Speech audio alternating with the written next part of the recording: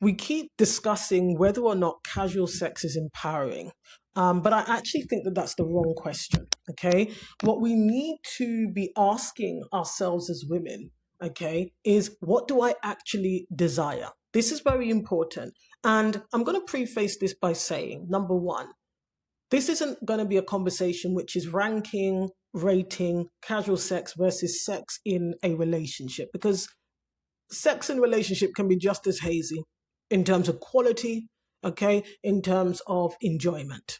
Let's just get that straight out of the gate, okay? The fact of the matter is that sexuality can be extremely nuanced and complicated, okay? And there are a lot of invisible contracts around sex and women, around modesty, purity, virginity, acceptable desire.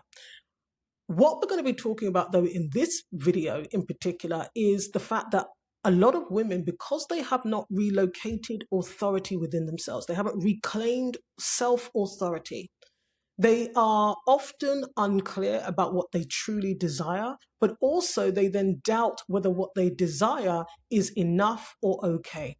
And I say this in a world whereby women do have more freedom, in inverted commas, right? Depending on where you live in the world, you may well have more freedom around your reproduction, around your sexuality. It is not perfect. But what I'm saying is that you may be in a position now where you can choose who you have sex with, when you have sex, and actually you have the choice to have sex outside of prescribed status quo containers and contexts, i.e. marriage, okay? And so there is a real question that a lot of women are asking themselves, which is, if I desire casual sex, how do I feel about that? But also, if you do not desire casual sex, and I think this is an interesting piece. I was asked a question very recently in one of our programs, whereby, a woman was saying, look, I want intimacy. I want intimacy and I want the things that come with intimacy. But, somebody else had commented that she always catches feelings. And so essentially she was asking, should I pursue or allow casual sex or not?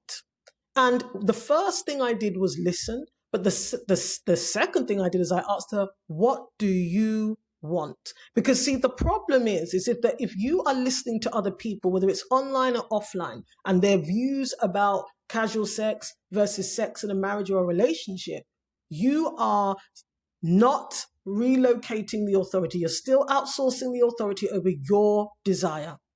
You must always start with what you desire. And when I asked that question and we sat with it in the group, it became very clear that she desires intimacy. Now, let me be very clear. Sex can be it can be a part of intimacy, but let's not be obtuse. We all know that there's sexual activity that isn't particularly intimate. I've talked about this before. There's a difference between putting a plug in a socket and putting the plug in the socket and the electricity running. And so not all casual sex is intimate. Not all casual sex is pleasurable. Likewise, not all sex in a marriage or relationship is intimate. Not all sex in a relationship or a marriage is pleasurable. Do you get what I'm saying here? And so when we really drilled down to what she desires, it became clear that what she desires is a relationship that includes affection, a knowing of one another, genuine interest, a dwelling with one another, and sex. And then the next question I asked her was, what does intimacy mean to you? It's very important because a lot of the time these words are used interchangeably. And what you're seeing is women who may genuinely desire and or need certain other elements to exist in order to have sex or enjoy sex or want to do it. They may be feeling that, well, maybe something's wrong with me. Maybe something's wrong that I catch feelings, whatever that means. Each woman is different, is my point. You need to be starting from an unedited, uncut place of desire. What do you truly want? I don't think the question should be whether casual sex is good or bad.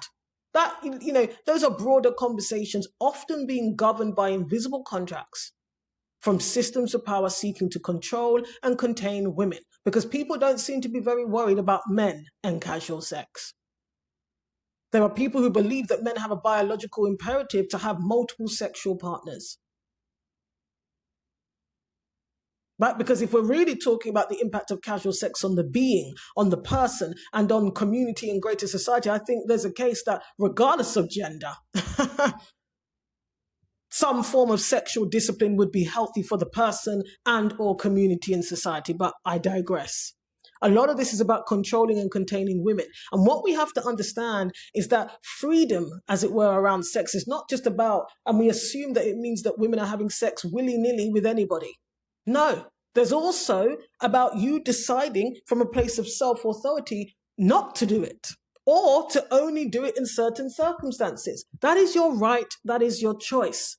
And so you do not have to edit that desire to be more legible and understood by other women or by men. If you truly desire to have a certain type of intimacy in the mix, that is okay. Doesn't make you old-fashioned, outdated, or boring even. Because one of the things I've noticed is that when people are made to feel like they are being boring and outdated and they're not liberal enough, that also leads to other types of liberty, because you may end up doing things you don't really want to do and you don't enjoy. And you can end up doing it with people who don't respect you, who don't respect your boundaries, who are not invested in your safety, in your comfort, in your pleasure. Right? So you have to get to the root of what intimacy means to you, because this word is used very casually. Because actually, a lot of the time, if people were to be honest, especially women and men, some of the things that they're engaging with people, you might enjoy it. It might be thrilling or whatever, but is it intimate? It's not always intimate. Yes, sex itself is quite private. It's visceral. It involves intrinsic parts of us. Okay, if you have a vagina, you may or may not be being penetrated. So there is something very personal about it. But not all sex acts are intimate. Not all sexual experiences are intimate. That is why you have to be smarter. If a man says to you, oh, I want to make love to you, I laugh when I see those things. I laugh. Because if you actually were to review what actually is happening or has happened, it isn't any making of love at all. And like I said, not everybody wants to do that. There's a time and a place, you know? Sex is like a bowl of fruit. Each fruit has its own color and flavor, contributes to the bowl. So you may well opt into certain activity knowing it's not as sensual, intimate as others. I'm not talking about that. What I'm saying is don't get bamboozled. Because you might be, promised making love and really and truly it's got, no. There's no sensuality, there's no foreplay, there's there's no current from plug to socket. Right? There are levels to this. There are levels to taste in sex. It is okay. But you must start from the place of what do I truly desire? And if you desire to be married and have sex, don't edit the desire. If you desire to have sex with a long-term relationship, don't edit the desire. If you desire to do it with someone you know that you feel respected by, don't edit the desire. If you want to wait 3 months, 6 months, it shouldn't matter what other people are saying. If you don't want any of those things, don't edit the desire necessarily. Do you understand where I'm coming from here? It was very interesting to me in that moment to witness the turmoil that someone can feel. Because they do want to hold hands. They do want to laugh with a partner. They do want to enjoy kissing a partner. They want to feel known. Right? They do want strings. That's what they want. And they may feel a bit self-conscious or embarrassed to acknowledge that. Or if other people know about that. Or have friends say, yeah, but if it's not for you, it's not for you. It's okay.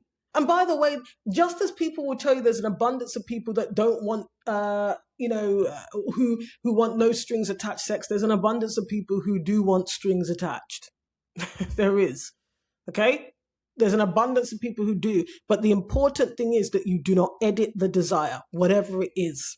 You've got to start from there. And then you've got to reclaim that authority over the desire. And do not settle for things that are not aligned with what you desire. And note that I'm not using language like your morals or your values, and self-respect, because although these things are factors and important, a lot of the time, though, the desire is good enough. We don't have to moralize everything. And the reason why I say this is, let's say, for example, you do enjoy casual sex, and then at some point you decide that I actually like this person more. I kind of want to be around them more often than not.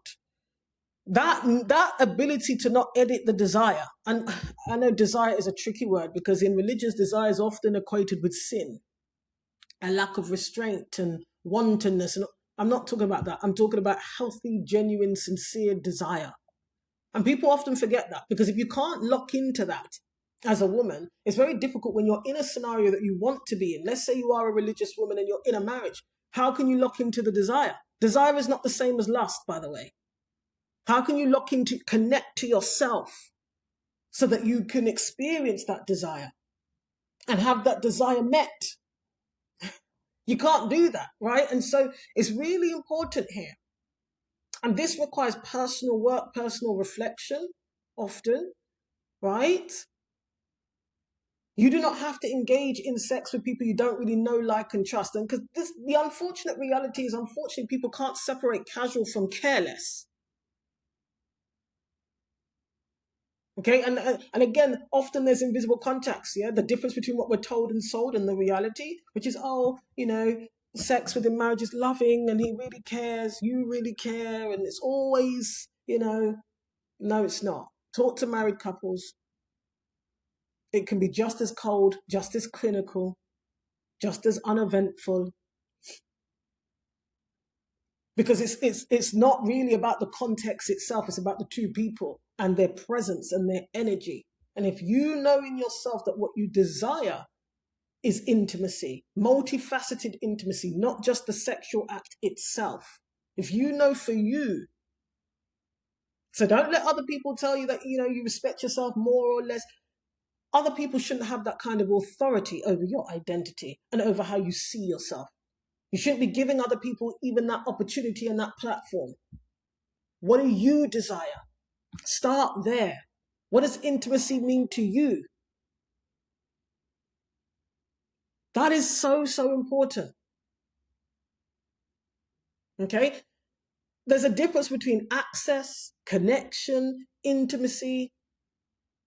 Those are different things. Can they exist all in one scenario? Yeah, sure. But it does require some intentionality. And if you are settling or, doing things that you don't really want to do, you're confusing your own energy. You're confusing your own energy even, right? It's important in a day and age which says, these are all the options, here are all the freedoms. That doesn't mean you have to go along with what everybody else is doing if that's not truly what you desire. Now, this doesn't make you morally superior, inferior. This is about self-authority, psychological adulthood. And the truth is, the more comfortable we get as women with facing what we desire, owning what we desire, the more rich and refreshing and enriching the experience will be. So if you really want to have intimacy in a relationship and sex in that relationship, it's going to be richer. It's going to be more of what you actually want when you can own that desire. There's a reason why honest sex tends to be the most pleasurable. It's a bit taboo, but there are people who do have sex outside of marriage or casually. But because they're honest about the desire, they meet somebody else who's honest about the desire, they may have similar taste levels. That sex is pleasurable. That sex is memorable. It was enjoyable. We don't always like to talk about that, right? Honesty within self is an important thing here because it does impact the experience itself. So don't keep editing yourself to appear cool or down with. No. Other women, even your own friends, don't need to understand your choices around your sexuality. Because the more you ship shape, you evaporate. I always say that. If you're always water, ice, gas, you will eventually evaporate. That's what happens. And then you're completely absent and passive from your own experience. And you're living a life that you don't really want to live. You're engaging with people you don't really want to engage with. And unfortunately, for a lot of people, casual equals careless. Does it have to be like that? No, but a lot of the time, quite frankly, it is. People are careless and disrespectful of dignity and people's needs and the quality of the experience itself. Why do you think there's a rise, for example, in women who are going for these sensual massages and stuff like that? Because part of what these service providers are marketing and selling is thought, care, attention, a type of intimacy. And whether or not you agree with people engaging in that kind of practice and those services, I think it tells us quite a bit here. It tells us there's a reason why a lot of those service providers a lot of them are overbooked, oversubscribed. Because there are women who want a certain type of intimacy. And so it's very important for you to move from that place of self-authority. Now, does that mean sometimes that you may be celibate for longer than you want to? You might be single for maybe, yes. That's the reality. Right? You may need to be more selective.